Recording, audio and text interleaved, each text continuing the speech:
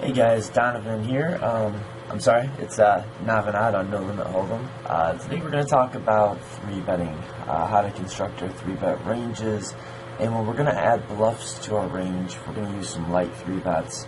How do we go about choosing what 3-bets to use, like what light 3-bets or what 3-bet bluffs we ought to use? I know I've talked about this in other videos, but I feel like a lot of people still are having a lot of trouble with this, or just have a lot of questions about it. It's, I guess, maybe not the easiest thing to understand, so I want to just dedicate this video to this specific single concept, really.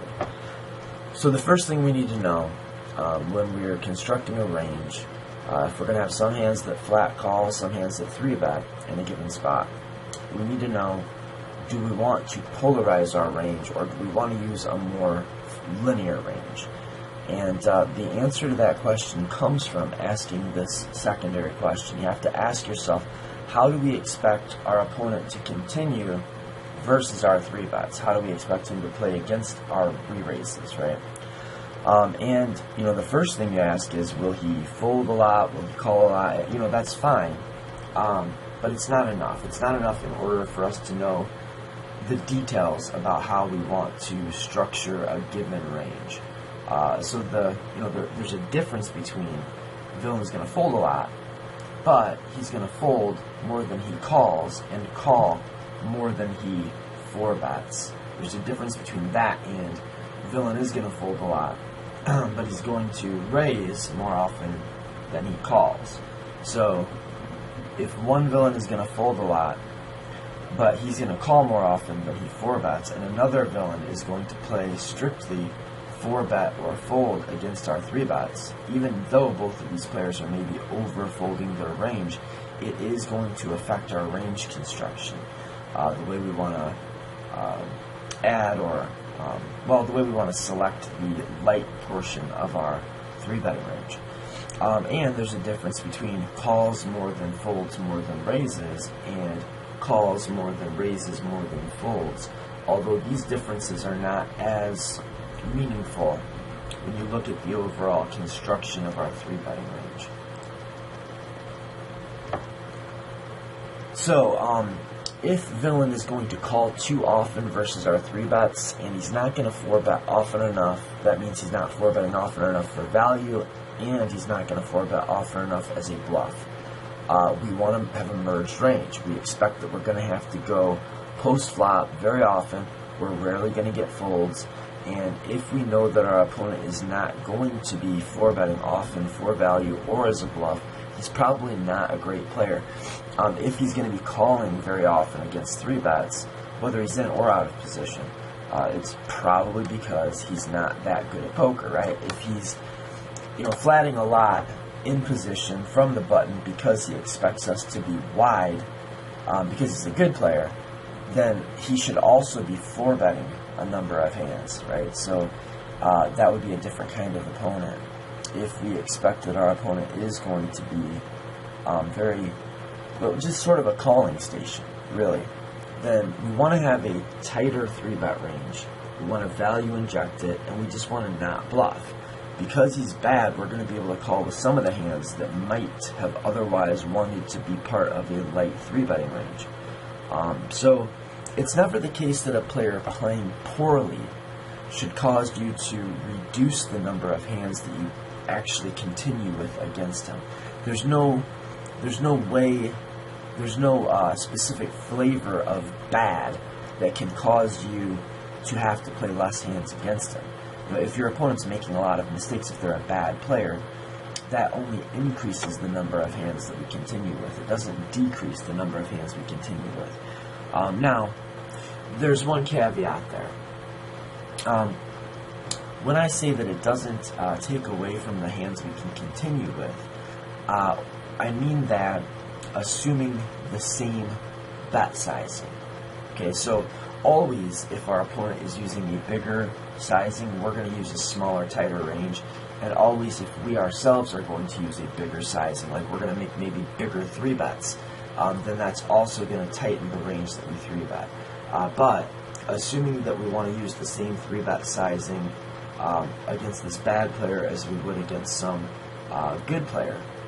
There's no way that him being bad could make it so that we can continue with less hands. That doesn't make sense. Players think that sometimes. They think, well, our opponents are really fishy and bad and calling stationy, so let's just play very tight against them.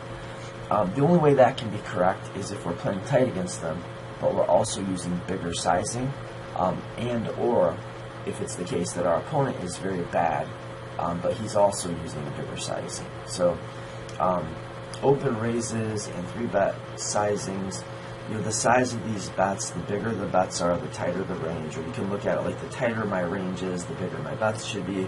But all else considered equal, there's no way that a player sucking in one specific way can make us want to play less hands against him. I hope that's obvious once you hear it and think of it that way. But yeah, if our opponent's calling too often and he's not 4-betting a lot, we don't want to be polarized. We want to be depolarized. We can call with some of the lighter hands that maybe against a better player we would shift into a light 3-bet range, and then we want to just value own him with aggressive but strong value injected 3-bet ranges. If villain is going to play very 4-bet or fold, and we're not going to go post flop very often, then we should polarize against this player. Because if we're not going to get flat called very often or at all, then, well, if we're never going to have to go post-flop, then it doesn't matter how well our hands play post-flop, right? So the playability, the synergy, like suitedness or connectivity of the hands really doesn't matter. It's if our opponent is only going to 4-bet or fold, then the hands that we are going to fold to a 4-bet, whether they're suited or they're not suited, is irrelevant. Whether they're connected or not is pretty much irrelevant. The only way that that could be relevant is if it's like king, queen, or something, and it's not relevant. It's not relevant because of the playability or the extra straights that you're going to make. It's just relevant because you've got better blockers than some other hands might. But blocker value increases because really it doesn't matter what hands are at the bottom of our range. Our hand is not going to come up, right? The only thing that matters is going to be the percentages, like the frequencies, and the blocker value. So as small and nominal a factor as you think blocker effects are, I think you're missing the point if you just say, oh, you guys are too worried about blockers, it's such a small, almost meaningless factor. Well, it isn't a big, huge effect, but it's the only thing that matters, right? So it's like, if you're going to 3-bet a hand and never go post-flop, and you're just going to fold if you get 4-bet, then your hand really, there isn't anything else that you could use to decide which hands to 3-bet with and which hands to fold. It's these blockers that, even if they don't matter that much, they matter more than nothing, right? It's like a greater than 0 edge. So it's kind of like a free roll to use hands that have better blockers. Same thing with suitedness. Like, a lot of people, when they polarize the 3-bet range because they're expecting their opponent to play very 4-bet or fold against them, they want to use hands like ace-2 suited, ace-5 suited, rather than hands like, ace-3 offsuit. Well, why? If we're polarizing, then it doesn't matter, right? Like, if it's suited or not, because we're not going post-flop. Well, okay, so we never know for sure, and so we may as well just use the hands that are suited. Plus, it gives us a way to kind of monitor our frequencies. There's only so many combos of ace-2 suited through ace-5 suited, and if we start 3-betting like every ace-x that we're not going to call with, then first of all, we're going to be probably over-bluffing, but secondly, we're just going to have too many ace-x hands, and it's going to kind of contort our range in weird ways. So we may as well use, basically, if we don't do these things, if we don't use like blocker hands that have like an ace wheel suited, if we're not using those because we're like, well, it doesn't matter what our hand is, well, then what will end up happening is we'll end up 4-betting some hands that are worse than some other hands that we fold in the exact same situation. And that's just bad. That's just bad poker. And we're not psychic. We can't see the future. We can't predict. We don't know for sure that we're never going to get called. So we just may as well use the hands that are going to have slightly better equity when called. And that if we need a way to kind of keep track and get the percentages dialed in, so we just may as well use these suited hands as opposed to the offsuit versions. But in a case like this where our opponent is literally never going to call, he's just going to 4-bet or fold, yeah, the suitedness doesn't matter. It's again just a way to keep track. But ace 2 suited is going to be greater than ace 6, 8-6 suited. King Jack, if it's not strong enough to call in some given spot, is going to make a better 3-bet than like Jack 9 suited. And even ace 3 offsuit will make a better 3-bet than 10-9 suited. If we know that our opponent's never going to call us, and we know that we're going to fold into one of these hands facing the 4-bet, then we want to use the hand that has the blocker rather than the hand that does not. If villain folds too often, but he actually does call more often than he 4-bets, this is a little bit trickier, right? But let's think this out. So if our opponent is folding very often, we don't want to waste the middle of our range. Like, that's the big thing to understand, and that's the major thing that's going to lead you towards polarization. I think I put it pretty well here. So if villain folds often, we don't want to waste our medium strength hands, and we do want to bluff. So don't we want to have stronger hands when we go post flop? Well, yeah, we do. And in this case, we do want to be polar, right? But if villain calls more than he 4-bets, then we don't want to worry as much about the minor blocker effects. We want to actually focus more about the post-flop value of the hand. So in this case, we should choose hands that aren't quite good enough to call with, like the bottom of our calling range or the top of our folding range would be the best way to structure our 3-bets, our 3-bet bluffs, based on playability. Like, these aren't the best hands that aren't quite good enough to call with that contain an ace or a king. These are actually the top of our folding range, bottom of our calling range, in specifically terms of playability. Like, if we're in a spot where 9-8 suited would just barely be a call, and our opponent folds too often, but he calls more often than he 4-bets, then a hand like 9-7 suited would make a very obvious inclusion in our light 3-betting range. So we want to be polarized in this situation, but we don't want to worry so much about blockers. We want to use the hands that are almost strong enough to call with. And again, this is something to do with frequency, but it's also just the fact that we don't want to end up in a spot where we're just thinking, well, our hand doesn't matter that much, our opponent's going to fold a lot, so I'm just going to 3-bet everything that's not strong enough to call with. Because then you start overdoing it, your opponent starts adjusting, and in the grand scheme of things, you're going to end up at some points having to fold 9-7 suited in an identical situation where you're 3-betting 6-3 suited or 9-7 offsuit.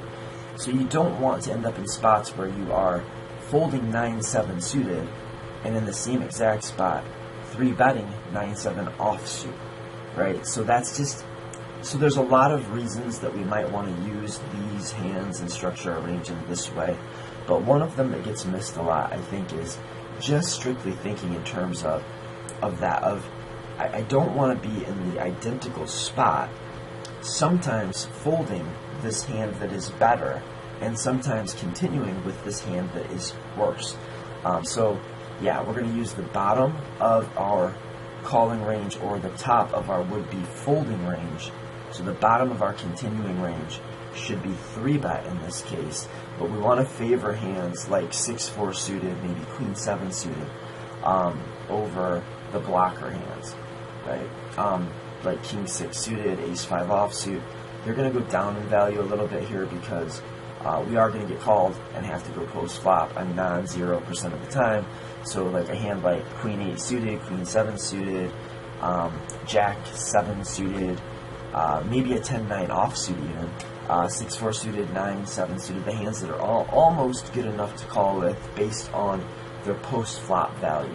And if you're not sure how to determine what kind of factors get kind of weighed along with how much post flop value we have, I did a video, actually 2 videos, specifically on where the value comes from in our ranges, like where the post flop value lies. And I think you can find that you just go to Navanata No Limit Hold'em and look at post-flop playability. That'll get you there. Or the value factors of hand strengths, or like hand anatomy. Type that stuff in, you'll get there. And that pretty much wraps it up. I'm just going to end with a quick quiz. So, just to test whether or not you've been paying attention and you understand this, let's just ask, what if our opponent folds too often, but he 4-bets more often than he calls? So he's going to do an awful lot of folding, he's going to be doing too much folding, but he's going to be re-raising us more often than he flats. And, you know, this kind of villain is out there. You will find these guys. How do you structure your range? Should you be polarized or should you be linear? Well, because your opponent is going to be folding more often than anything, you do want to have a lot of bluffs, right? That makes sense, doesn't it? But also, if he's going to be coming over the top more often than he calls, then honestly, our post-flop playability doesn't matter that much, and we just really want to use the hands that give us the best chance of getting the fold, and we don't care that much about how it plays because we're not going to play it. So we want to be P, BH, BE. Does that make sense? Does that explain everything? I wanted to use like an annotation that would help me remember what I wanted to say, but at the same time not let you read it and give the answer away, right? So that is polar, bluff heavy, and we're worried about blocker effects. Okay, we're going to favor hands with good blocker value rather than post-flop playability in that spot. Number 2, if villain will call a lot, and he's going to call like way more than often, but he does 4-bet more than he calls. Now what are we doing? So he's going to call a lot, and that's supposed to be folds. I'm sorry, 4-bets more than he folds. So a villain is going to continue very often, right? And he's actually going to 4-bet more often than he folds. Okay, so he's calling more than he's 4-betting, and he's 4-betting more than he's folding. Then what's the answer to that? In that case, we want to be MVH. Okay, so just linear and value heavy, right? We want to just 3-bet a very linear range. We're going to just have some minimum valued hand. We're going to 3-bet that and everything stronger than it. That's what linear means, or merged. Okay, not polarized, depolarized. And what if our opponent is unknown? He's completely unknown to us. In that case, we just want to use our population reads. PT is population tendencies. We're just going to apply whatever we expect the average player at the stake to be. We're going to assume that he's that, and we're just going to adjust our read as we get more and more information.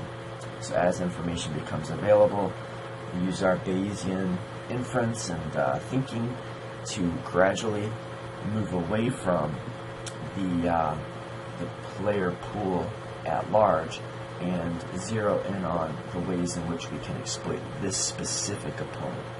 And a good starting point for most stakes is going to be pen, pass, and loop. So if you don't know what pen, pass, and loop is, you probably shouldn't be watching my video. No, it's again, I'm just using some annotation, although I think these are kind of cool. Like maybe we could use pen, pass, and loop. So pen, pass is polar in position, and loop is merged out of position. So we could go pen, pass, and loop, or pen, pass, and loop. But you know, in general, I think it's a good. It's pretty safe to assume most players are going to call more often when they're in position. And if they're going to call more often when they're in position, we want to be playing a more of a merged range, because we're expecting to go post-flop more often. So we don't want to bloat a pot when we're out of position with some janky hands and a bunch of bluffs. And then the converse, or the opposite, is also usually going to be true, and a fairly safe assumption is we're going to want to be polarized when we're in position. And really, I mean, I think you just can go ahead and do that against unknowns. There's not anything they can do against it. They can't exploit you from out of position. They can't exploit you polarizing your range when they are out of position. You know, like when you're in position, you ought to have a polarized 3-betting range. and there's nothing they can do to exploit you for doing that which you ought to do. Now, sometimes we can polarize our 3-betting range even when we're out of position, which is a slam dunk, because then we get to use extra hands. That's the big benefit of polarizing your range, is you get to use some of the hands you would have otherwise had to fold and shift them into your 3-bet range. You turn them into bluffs, and then you can use the mediocre stuff to call with, and then 3-bet the super valuable stuff also for value. So it's really great when your opponent allows you to polarize your range in any situation. It's more efficient for you. But when your opponent's in position, there are ways that he can adjust that will take advantage of the fact that you're polarized. So, but I think that's going to wrap it up, guys. If you've got questions, just leave them in the comments. And if you're interested in coaching, I've got some neat stuff going on. Like, I've got 6 people that are very active right now, which is a lot for me. It's more than I've ever had before at one single time. So I'm trying to come up with some ideas to take advantage of this. I've talked to members of the group and have some things that we're kind of thinking over. But I want to have like some group chats, and I want to open like some kind of a message board. I've got some ideas on that. And I'm going to start sending like everybody that's in the group like the same kind of questions and hands, and I want them to be able to help each other, and it seems like everybody is actually on board with that. So there's going to be a lot of value added to just being kind of on the roster, so to speak. So if you're interested in that, let me know. You can put it in the comments, or you can email me at dondaust@gmail.com. Until next time, guys, Navanat over and out. Good. Quote, Luck. End quote.